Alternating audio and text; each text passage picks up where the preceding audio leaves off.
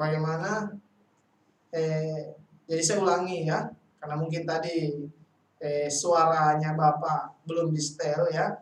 Jadi ini baru muncul ya. Jadi saya ulangi ya. Sejarah bola basket ya adalah permainan yang diciptakan oleh seorang guru olahraga ya, guru olahraga, sama halnya Bapak sendiri ya, sama halnya Bapak sendiri. Jadi Naismith ini adalah guru olahraga yang memang menciptakan sebuah permainan ya, yang dimainkan oleh muridnya dalam ruangan tertutup selama musim dingin ya. Jadi James Naismith ini bagaimana caranya menciptakan sebuah permainan yang dilakukan dalam ruangan ya. Jadi James Naismith ini terinspirasi ya permainan masa kecilnya ya. Mungkin permainan masa kecilnya pada saat itu adalah main bola tangan, yaitu bola berpindah dari tangan satu ke tangan yang lain ya, atau berpasangan. Nah, itu dia terinspirasi. Makanya timbullah sejarah bagaimana bola basket itu sendiri ditemukan ya. Jadi bagaimana itu James Naismith menemukan atau menciptakan sebuah permainan olahraga agar bisa diterima oleh banyak orang ya. Oke. Ya, dulu itu permainan bola basket itu terdiri dari 9 pemain ya. Jadi permainan basket itu terdiri dari 9 pemain ya. Jadi beda kayak sekarang, permainan basket itu terdiri dari 5 pemain ya. Jadi saat itu hanya dilakukan dengan cara melempar bola saja ya. Jadi permainan bola basket dulu itu hanya melempar bola ya, melempar bola saja. Jadi dari pemain satu atau pemain yang lain cuma kita lempar saja, atau sampai maksudnya kita opor saja, opor ya, itu ya. Jadi dulu itu pada saat dimasukkan, kalau sekarang itu dimasukkan ke dalam ring, dulu itu dimasukkan ke dalam sama halnya kayak tong ya, tong sampah sekarang ya. Jadi seperti gambar di sebelah ya, itulah seorang Naismith ya. Bagaimana perawakannya Naismith, dia cukup tua, berumur, yang sampai menciptakan sebuah olahraga atau permainan ya, yang sekarang kita kenal dengan nama bola basket ya. Jadi ada ini gambarnya ya, jadi ada gambarnya Naismith ya, jadi ada gambar dari penemu ya. Oke. Jadi kita berbicara untuk wilayah atau kawasan Asia ya. Cina menjadi satu di antara negara pertama yang mulai mengenal olahraga basket. Ya, selain Jepang dan Filipina, pada 1920-an orang-orang Cina merantau ke Indonesia dan secara tak langsung ikut memperkenalkan olahraga basket ya. Jadi pada tahun 1930-an ya, perkumpulan basket mulai bermunculan di berbagai kota di Indonesia, mulai di Jakarta, Bandung, Yogyakarta, Surabaya hingga Medan ya. Nah, basket kemudian berkembang pesat setelah Indonesia merdeka ya. Jadi perhatikan Anda sekalian ya. Jadi untuk wilayah Asia ya, untuk wilayah Asia, Cina ini sangat yang pertama kali ya, negara-negara Asia sana ya, Asia Timur ya, Cina, Jepang dan Filipina di Asia Tenggara ya. Maksudnya dia adalah negara-negara pertama ya. Jadi sebelum tahun 30-an atau tahun 20-an itu negara Cina, Filipina, dan Jepang itu pertama kali mengenal olahraga permainan basket ya. Nah, bahkan ketika masuknya olahraga basket di Indonesia ya, itu dibawa oleh orang-orang Cina atau perantau dari Cina ya. Nah, maka tahun 1930-an perkumpulan basket itu mulai bermunculan 10 tahun setelah Filipina, Cina, dan Jepang itu mengenal olahraga basket. Jadi 10 tahun kemudian mulai masuk di kota-kota besar yang ada di Indonesia, mulai dari Jakarta, Bandung, Yogyakarta, Surabaya hingga Medan ya, yang menjadi salah satu kota terbesar yang ada di Indonesia ya. Basket kemudian berkembang di sana ya, di kota-kota itu. Setelah berkembang ya pesat, setelah itu Indonesia merdeka pada tahun 1945, barulah olahraga basket ini mulai diperlombakan ya. Jadi mulai diperlombakan olahraga basket ini mulai dari PON pertama di Solo ya, hingga sekarang ya, turnamen sekarang. Bahkan olahraga basket ini memang sangat populer untuk di kawasan Asia sana. Contohnya misalnya di Cina, di Filipina. Cina dan Filipina sendiri ini adalah salah satu olahraga paling populer itu di sana. Terutama kalau di Asia Tenggara itu permainan bola basket itu sangat terkenal sekali, sangat populer sekali ya dibandingkan permainan sepak bola. Itu di negara Filipina. Berbeda kalau di Indonesia ya olahraga yang paling populer itu adalah olahraga sepak bola ya.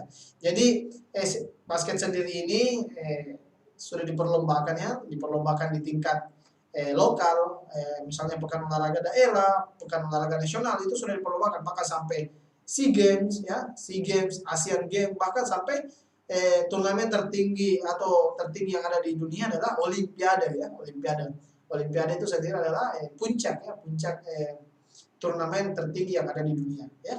Jadi itu secara singkat mengenai tentang bagaimana permainan bola basket itu ditemukan, bagaimana dia berkembang masuk di wilayah benua Asia, bagaimana terkenal atau bermunculan di kota-kota besar yang ada di Indonesia ya sampai diperlombakan sampai saat ini. Ya, lanjut. Ya, dalam dua poin pembahasan permainan bola basket ya, terdapat 2 poin ya, yaitu bagaimana variasi melempar bola dengan kombinasi menangkap. Ya, bagaimana variasi melempar bola atau passing dengan kombinasi menangkap. Nah, yang kedua, bagaimana teknik mendribling ya, atau menggiring bola ya. Jadi di permainan basket ini ada nama juga mendribble ya, mendribble bola atau menggiring bola ya. Oke? Iya. Selanjutnya, konsep pembahasan ya, yang Anda perlu ketahui adalah permainan bola basket adalah olahraga yang identik dengan permainan bola tangan. Ya, permainan bola basket merupakan olahraga yang dimainkan secara beregu. Dalam permainan bola basket, setiap tim terdiri dari 5 pemain yang berada di lapangan dan beberapa pemain cadangan. Jadi permainan bola basket ini identik menggunakan tangan, beda halnya sepak bola menggunakan kaki. Kalau misalnya permainan sepak bola menggunakan tangan itu foul atau pelanggaran ya, handsball. Ketika permainan bola basket dimainkan atau menggunakan kaki pasti foul ya atau pelanggaran ya. Nah, itu beda halnya sama bola basket dan bola voli. Begitupun bola basket, sepak bola, bola voli masing-masing memiliki peraturan yang berbeda. Kalau bola basket menggunakan tangan tidak boleh kaki. Kalau bola kaki atau sepak bola menggunakan kaki tidak boleh tangan ya. Masing-masing punya aturan ya dalam permainan bola besar ini ya.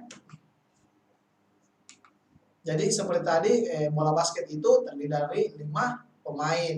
Sepak bola terdiri dari 11 pemain dan bola voli terdiri dari 6 pemain. Jadi Anda itu harus ketahui, jangan sampai nanti ketika masuk SMA Anda bingung berapa pemain sepak bola ya.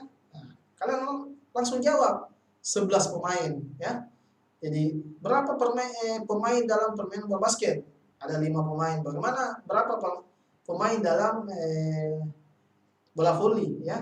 Nah, 6 pemain. Oke, saya lanjut.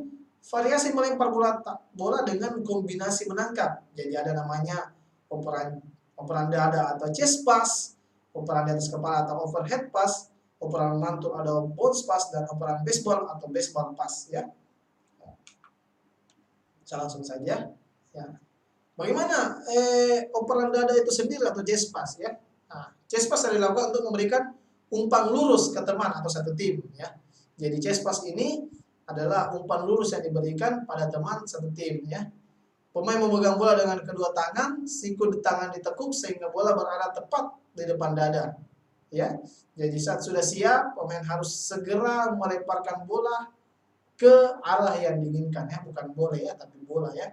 Jadi segera melemparkan bola ke arah yang diinginkan ya.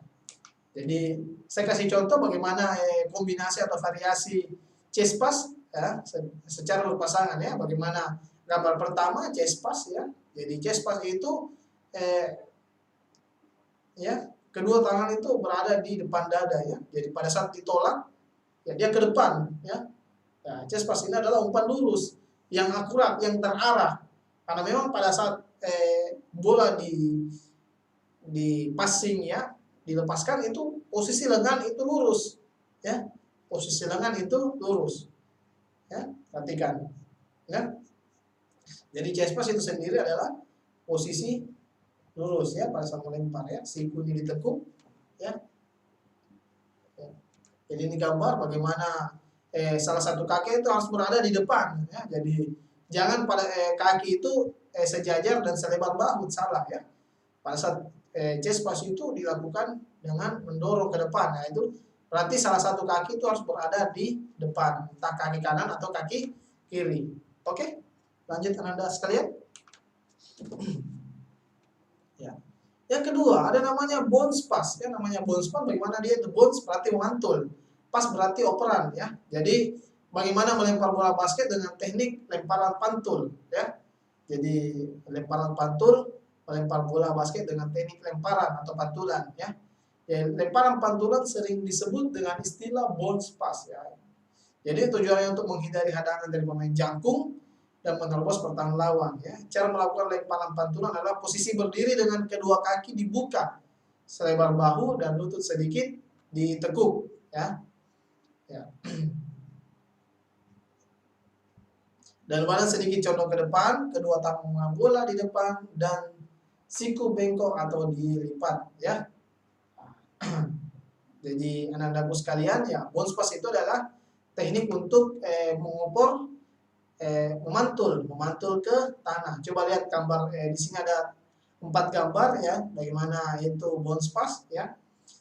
Bounce pass dilakukan untuk menghalau atau supaya pemain-pemain yang menghadang atau pemain-pemain jangkung ya bisa mengelabui pemain-pemain yang memang memiliki postur yang di atas rata-rata.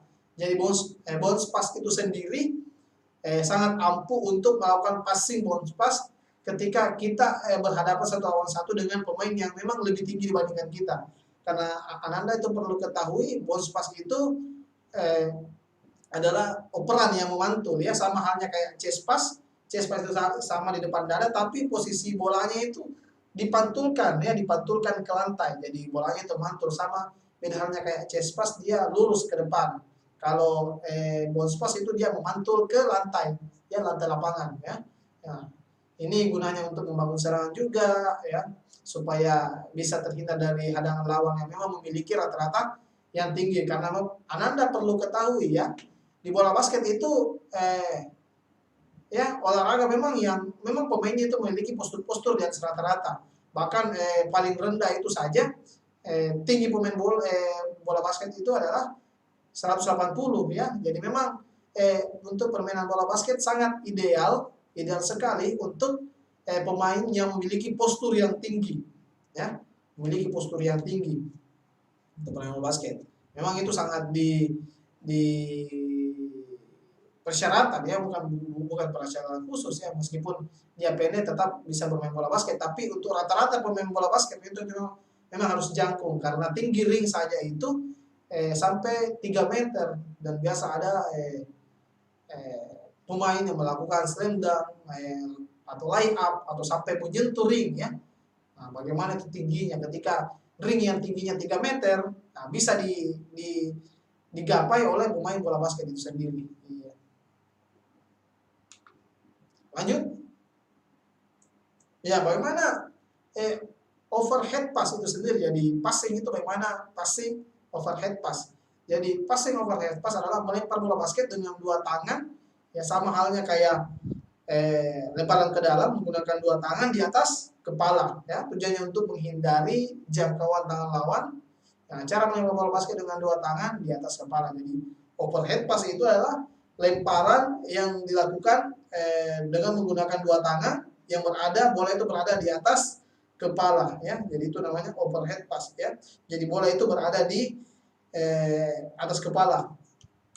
Ya, ini contohnya ya. Jadi ya, overhead pass itu sama halnya kayak kalau misalnya di sepak bola itu lemparan ke dalam ya, misalnya lemparan ke dalam. Tapi overhead pass itu adalah passing atau operan itu untuk bola-bola lambung ya, yang tidak bisa dijangkau oleh pemain lain ya, itu namanya overhead pass. Tapi sama halnya kayak tadi overhead pass ini biasanya juga sangat rawan untuk diblok oleh lawan ya. Jadi biasanya itu yang paling efektif itu adalah chest pass dan overhead pass. Overhead pass biasa dipakai ketika ingin melakukan lemparan atau umpan lambungnya kepada teman ya. Dan memang memiliki jangkauan yang tinggi ya.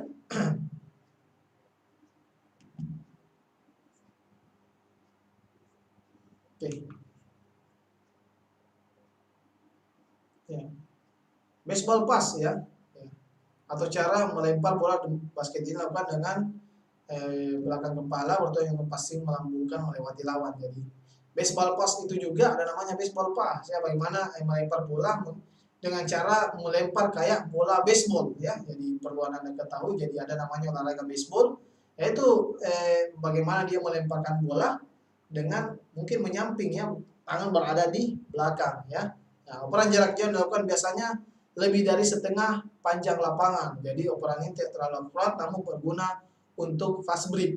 Jadi baseball itu sendiri ya, jadi operan baseball pass itu sendiri itu adalah operan yang bertujuan untuk melambungkan bola yang jauh, bahkan operannya itu bisa melewati setengah lemparan. Jadi memang ini operan baseball pass ini mungkin tidak terlalu akurat ya, namun berguna ketika pada saat fast break. Fast break itu bagaimana? Ketika kita diserang oleh lawan, dan ketika kita pada saat di daerah pertahanan kita mendapatkan bola itu namanya fast break. Fast break itu bisa saja dikatakan adalah counter attack atau serangan balik atau serangan cepat ya, itu namanya ya. Jadi operan baseball ini memang sangat berguna juga untuk pemain yang memang yang sudah berada atau pemain teman kita sudah berada pada lini pertahanan lawan ya, untuk menciptakan atau menciptakan poin ya. Nah, ini adalah dua gambar bagaimana melakukan fast break atau apa namanya, baseball pass ya. Ya, bagaimana posisinya itu ya, posisinya itu dilempar jauh ke depan atau melambung. Nah, ini memang operan ini adalah bisa melewati sampai sepertengah atau setengah dari pertengahan lapangan. Nah, ini memang untuk permainan cepat atau pada saat counter ya, counter attack ya. Coba perhatikan Anda, ini adalah salah satu operan pass atau baseball pass ya. Oke. Selanjutnya bagaimana teknik mendribbling atau menggiring bola ya. Jadi mendribbling itu terbagi juga, ada namanya crossover atau between the legs, ada between the legs, ada high or speed dan reverse dribble. Jadi ada 4 ya. Jadi ada 4. Jadi soalnya banyak teknik mendribble itu, ada banyak istilah teknik mendribble, tapi yang Bapak di sini masukkan adalah bagaimana yang biasa dipakai pada saat menggiring bola, permainan bola basket. Ini ada salah satunya ada crossover, between the legs, high or speed, dan reverse dribble ya. Oke. Anandaku sekalian, kelas 9A dan 9B dan 9 Tafis ya, saya harapkan Ananda ini memperhatikan ya pembelajaran ya. Memperhatikan pembelajaran dari apa yang disampaikan oleh Bapak Ibu guru, karena memang untuk saat ini mungkin yang terbaik ya, ini yang terbaik metode yang kita lakukan live streaming, supaya Anda bisa mengulang kembali apa-apa saja yang disampaikan oleh Bapak Ibu guru. Jadi saya minta tolong perhatiannya Ananda sekalian, meskipun Ananda melihat saya secara langsung ya, dan Bapak secara langsung juga cuma bisa memaparkan saya ini, meskipun saya tidak tahu apa yang Ananda kerjakan, apa yang Ananda lakukan di rumah ya. Saya harap Ananda tetap fokus, tetap memperhatikan pembelajarannya selama pembelajaran itu berlangsung ya. Oke, selanjut, dribbling dalam bola basket adalah upaya menguasai bola dengan cara mengontrolkan bola ke lantai, dengan diiringi oleh gerakan kaki dan tangan yang seirama untuk mempertahankan dan membawa bola dari satu spot ke spot yang lain. Teknik dribbling merupakan salah satu teknik yang paling penting dalam permainan bola basket. Sama halnya seperti teknik shooting, teknik layup, passing, teknik dan dribble. Jadi Anandaku sekalian ya, teknik dribbling ini ya memang itu upaya untuk menguasai bola ya, bagaimana kita memainkan bola, bagaimana kita mengatur ritme permainan ya. Nah, itu semua dilakukan dalam permainan bola basket. Bahkan hanya sepak bola juga begitu ya. Bagaimana kita mengatur ritme permainan dengan menggiring bola, kita bisa atur waktunya, atur ritmenya, kapan kita bermain cepat, kita bermain lambat, itu adalah ada semua masuk di dribbling itu sendiri, ya. Nah, jadi Anda perlu ketahui bahwa tujuan melakukan dribbling itu ya bagaimana memindahkan bola dari daerah padat penjagaan ke daerah yang agak longgar penjagaannya. Yang kedua, memindahkan bola ketika si penerima tidak bebas penjagaan. Nah, itu ya. Yang ketiga, bagaimana memindahkan bola pada saat melakukan fast break ya, atau yang counter attack. Ya. Yang keempat, bagaimana menembus penjagaan ya ke arah ring lawan. Yang kelima, menyiapkan penyerangan. Yang keenam, memperbaiki posisi atau sudut sebelum mengoper ke arah ke tim. Yang kedua, membuat peluang untuk menembak. Jadi ini adalah 7 poin penting bagaimana melakukan dribbling dalam bola basket, ya. Oke, lanjut. Iya. Ya, anak-anakku sekalian ya. Nah,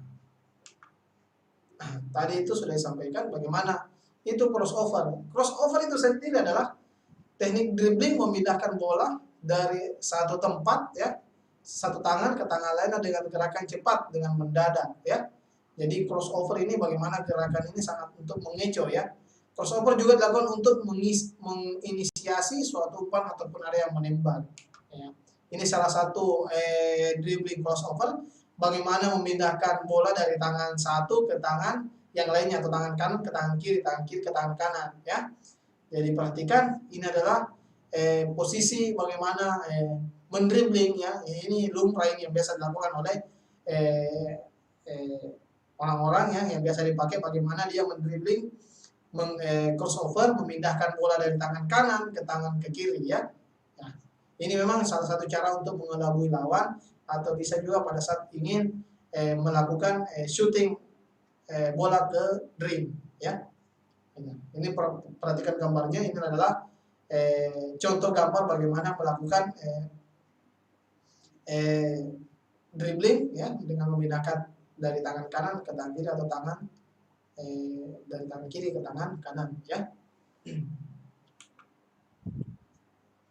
Yang kedua ada namanya between the legs ya, yakni dribbling dengan menggunakan celah kaki ya. Jadi between the legs ini adalah bagaimana dribbling menggunakan celah kaki sebagai area pantul atau dribbling. Jadi ada namanya between the legs ini memang banyak dipakai oleh pemain-pemain yang memang memiliki skill ya, atau teknik di atas rata-rata yang sangat mampu digunakan untuk melindungi bola dari upaya pengambil alihan atau steal ya.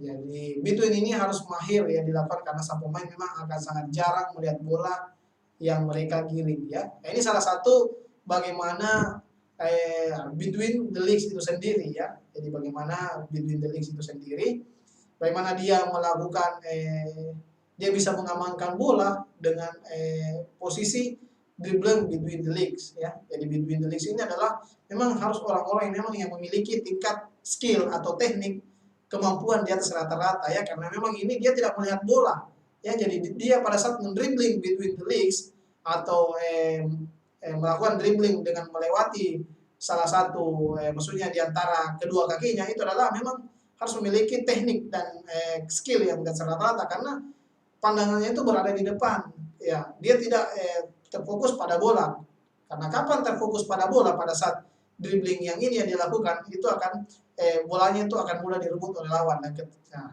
makanya harus pandangan itu memang harus berada di depan, bagaimana kita bisa mewanti-wanti lawan yang datang. Nah, ini adalah salah satu dribbling yang namanya between the legs ya. Oke, coba Anda perhatikan, mungkin Anda memang pernah mencoba atau melakukan dribbling yang satu ini ya.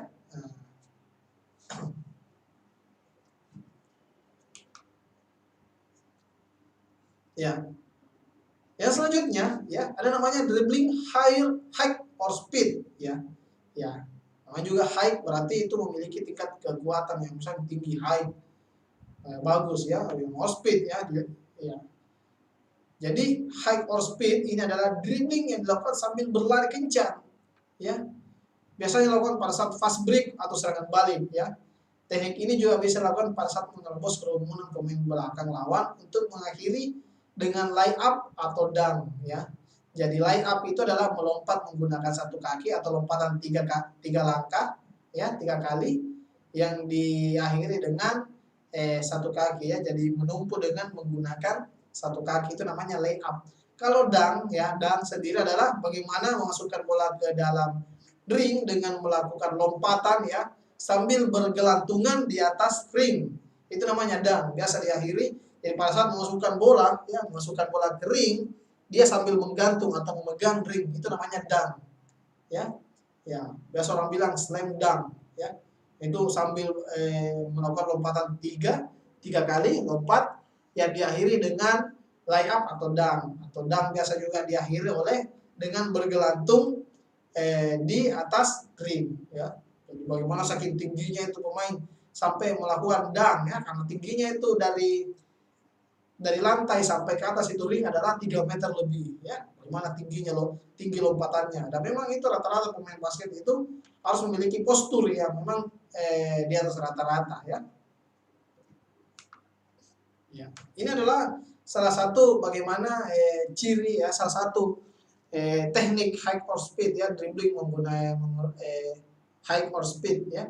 Bagaimana dia berlari kencang untuk menerobos pertahanan lawan sehingga dia bisa melakukan line up tadi untuk masukkan poin, dia bisa melakukan dunk, ya, untuk menciptakan angka. Jadi ini salah satu pemain, ya, pemain profesional yang bermain di LA Lakers dan Cavalier, ya, yang berada di NBA Amerika Serikat sana. Jadi memang olahraga NBA itu basket league, ya, di Amerika Serikat itu memang sangat populer dan memang banyak, ya, banyak apa namanya legenda-legenda atau pemain-pemain profesional bintang, pemain-pemain bintang itu memang yang lahir di sana, ya, yang memang seperti halnya pemainnya Cina, Yao Ming, Michael Jordan, sampai Shaq O'Neal, ya.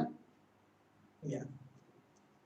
Jadi memang ini sangat, pemain bola basket ini memang ini sangat populer sekali di negara Amerika Serikat sana. Bahkan memang pemain bola basket ini memang banyak digandrungi juga oleh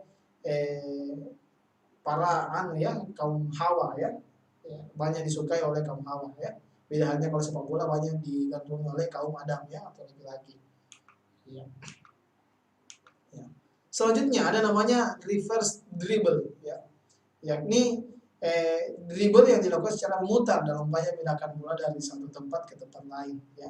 Jadi yang melakukan spin move ini harus dilakukan dengan cepat untuk mengantisipasi hadangan lawan yang siap menunggu. Jadi reverse dribble ini bagaimana dia membelakangi lawan, ya, melakukan spin dengan cepat, ya, dengan membelakangi lawan, ya. Coba Anda perhatikan. Nah, ini adalah gambar bagaimana dia melakukan reverse, ya, reverse dribbling, bagaimana dia pertama menghadap ke lawan, seketika dengan cepat dia memutar atau melakukan reverse dribbling, dia membelakangi lawannya, ya. Coba lihat pemain gambar yang pertama, ya, yang baju merah ini, bagaimana dia pertama apa namanya, dia berhadapan dengan lawan, ketika itu dia membelakangi lawan sambil memegang bola basket di tangan kanan dan tangan kiri itu sambil menahan pergerakan lawan supaya bola itu tidak gampang direbut, ya. Nah, dengan posisi badan menyamping, nah ini bisa halnya adalah posisi yang ampuh untuk menghadang lawan atau membendung lawan, jangan sampai bola itu direbut oleh lawan. Ini memang reverse dribbling ini sangat berpengaruh, ya, mempengaruhi pada saat permainan. Bisa saja langsung mengincar lawan, bisa saja dilakukan reverse dribbling ini untuk menghalau, ya, atau menghadang lawan dari merebutkan bola, ya. Nah, ini adalah salah satu memang dribbling yang memang yang paling ampuh digunakan, ya. Bagaimana kita mempertahankan bola yang ada di tangan kita, ya, sambil kita dribbling dengan menggunakan satu tangan, dan tangan yang lain adalah bagaimana kita menghalau atau menghadang pergerakan dari tim lawan, ya. Teman-teman sekalian. Ya. Ya. Jadi perhatikan Anda sekalian, kita sudah masuk di pertemuan kedua, ya, pekan ini. Jadi saya harapkan perhatian dari Anda sekalian, ya. Jadi bagaimana kelas 9B1, B2, 9A dan 9 tahfiz ya, bagaimana anak-anak itu harus fokus karena ini adalah semester penentu ya. Bapak tidak bosan-bosan menyampaikan atau mengingatkan ya bahwa kalian ini sudah kelas 9, tidak boleh lagi santai seperti di semester 1 kemarin ya. Ya, kalian memang harus fokus ya. Kalian memang harus fokus pada semester kali ini karena memang ini adalah semester penentu ya, semester penentu. Dan jangan lupa pula ketika ada tugas atau LKPD yang yang diberikan oleh Bapak Ibu guru itu jangan lupa dikerjakan ya. Dan jangan sampai juga ditunda-tunda ya. Nah, dan untuk situasi yang sekarang ya mudah-mudahan kita selalu dalam lindungannya, Anda sehat selalu ya. Nah, karena memang ini musim dingin ya, musim hujan menurut saya ya.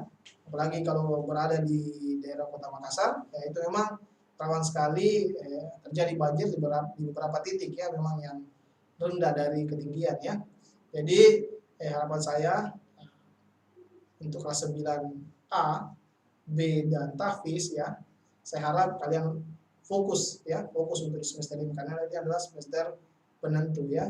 Nah, dan jangan lupa juga ya untuk kelas 9 ini selesaikan cepat hafalannya karena kalau kita di SMP Unisma Makassar itu ketika Ananda itu setelah hafalannya tidak tuntas itu tidak akan mendapatkan ijazahnya ya, karena cuma bisa mendapatkan fotokopinya saja ya. Mungkin cukup sekian dari saya anak-anakku sekalian. Jangan lupa kerja KPD-nya, jangan ditunda-tunda. Jadi setelah materi sampai jam 11.20 nanti langsung kerjakan 3 LKPD pada hari ini ya. Oke anak-anak sekalian, sehat selalu ya. Nah, kalau tidak terlalu penting jangan keluar rumah karena memang ini cuacanya memang cukup ekstrim hari ini ya. Saya akhiri, wabillahi taufiq wal hidayah. Wassalamualaikum warahmatullahi wabarakatuh. Salam olahraga.